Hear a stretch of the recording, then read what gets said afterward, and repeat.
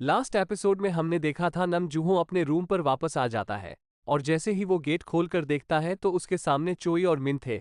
मिन अपनी बंदी चोई के साथ जूहो के बेड पर काम कर रहा था और उन्हें जुओ के वहां आने से कोई प्रॉब्लम नहीं होती।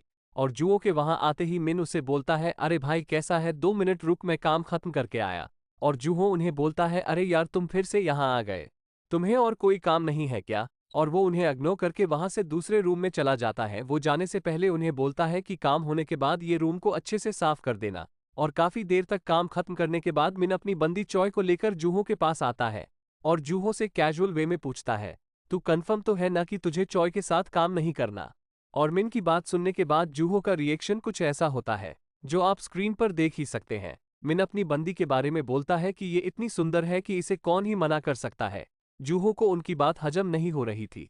वो मिन से बोलता है, don't say that crazy things like that, और अगर किसी और ने तुम्हारी बात सुन ली तो वो सोचेगा कि तुम सीरियस हो। मगर मिन उसे बोलता है, मैं तो सीरियस हूँ। चॉय जूहो से पूछती है, do you not like me? Juho उन दोनों से पूछता है, अबे तुम लोग सच में डेटिंग कर रहे हो ना? तो इस बारे में मुझसे दोबारा बात मत करना। और वो दोनों मतलब चॉय और मिन दोबारा से लबी डबी कपल के जैसे चालू हो जाता है। और उन दोनों को देखकर तो जूहो जलबूझकर एक हो जाता है। इस टाइम जूहो को उन दोनों के ऊपर काफी ज्यादा गुस्सा आ रहा था। जूहो उन दोनों से बोलता है, तुम दोनों का हो गया हो तो तुम यहां से दफा हो जाओ। और इसके बाद वो उन दोनों को लात मार के वहां से भगा देता है। उन दोनों के जाने के बाद वो अपने रूम को साफ करने लगता है।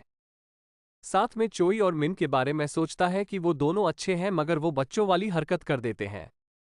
और जूहो मिन को गाली देते हुए बोलता है, उस जैसे इंसान के पास भी बंदी है मगर मेरे पास क्यों नहीं? तभी उसे गेट नॉक होने की आवाज आती है तो वो देखने जाता है कि डोर कौन नॉक कर रहा है। वो जैसे ही डोर ओपन करके देखता है तो वहां पर एक लड़की होती है और वो लड़की काफी ज्यादा सुंदर थी। वो लड़की जूहो से कहती है, तुमने कुछ कहा क्या? तो जूहो मना कर देता है कि कुछ भी तो नहीं। फिर हमें उन दोनों की बैक स्टोरी के बारे में बताया जाता है, जहां जूहो और वो लड़की एलिमेंट्री स्कूल से लेकर यूनिवर्सिटी तक न चाहते हुए भी साथ में ही थे। जूहो को इस बात पर यकीन नहीं होता कि मैं जहां जा रहा हूं वहीं पर ये कैसे आ जाती है। और जूहो के बचपन से लेकर अभी तक यही वो लड़की है जो उसकी गर्लफ्रेंड है। और ये गर्लफ्रेंड का मतलब दोस्त से है और ये उसके साइड में रहती है और वो लड़की का नाम यो जुयोन है। वो डाउटफुल नजरों से जूहो की तरफ देखती है। जूहो उससे पूछता है, तुम्हें कोई काम है क्या?